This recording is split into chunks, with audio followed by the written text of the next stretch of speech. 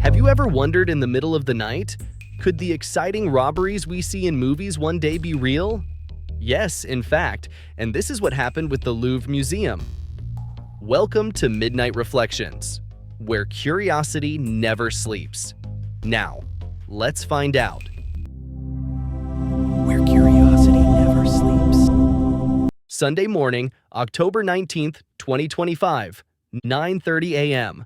Only 30 minutes after the Louvre Museum opened its doors, in broad daylight and right in front of thousands of visitors, a group of thieves pulled off one of the boldest and fastest art heists in modern history. Four men disguised as construction workers used the ongoing renovation inside the museum as cover.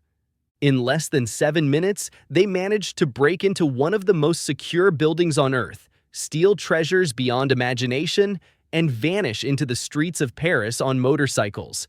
But how did they pull it off so easily? Was it pure luck? Or a perfectly planned operation with help from the inside? That morning, a small truck with a crane stopped right outside the museum. Inside were four men dressed like construction workers. No one suspected a thing. Workers in that area were a common sight because of the renovation work. They set up the crane and lifted themselves to a balcony on the first floor, overlooking the famous Galerie d'Apollon, one of the Louvre's most luxurious halls. Once there, they used power saws to cut through the glass and slipped inside within seconds. Inside the hall, they moved like a special ops team, fast, silent, and precise. They immobilized the guards, smashed open the display cases, and began collecting jewels.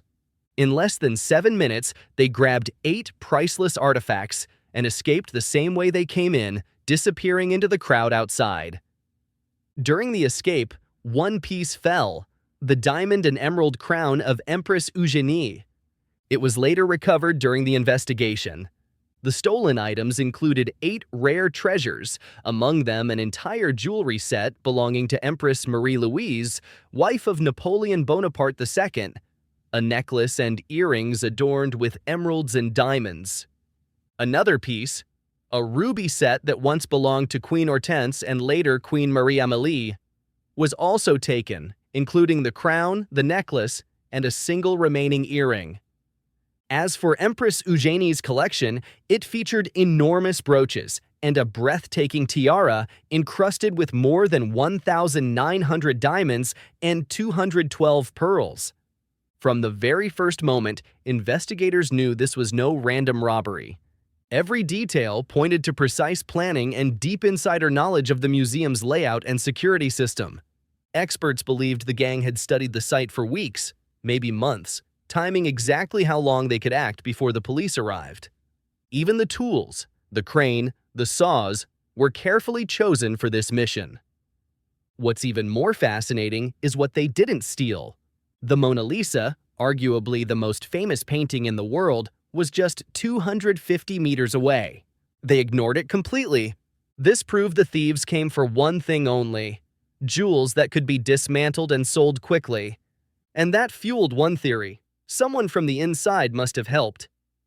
News of the heist spread like wildfire. French authorities declared a national emergency. Over 60 investigators from the Major Crimes Unit were assigned to the case. The French president himself called it an attack on humanity's heritage, vowing to recover the treasures at any cost. At the crime scene, detectives found several clues: power tools, walkie-talkies, gloves, the fallen crown, even a worker's vest, and one of the escaped motorcycles. Interpol issued an urgent international alert with detailed photos of each stolen piece to prevent them from being smuggled abroad. But there was one major concern. What if the treasures had already left France? Arthur Brand, a Dutch expert in art crimes, warned that these jewels were too famous to sell intact. He explained that the thieves would likely dismantle them, removing diamonds, melting gold, destroying their historical and cultural value forever. Experts also noted the first 48 hours after a heist are the most critical. If the thieves aren't caught within a week, the chances of recovery drop to nearly zero.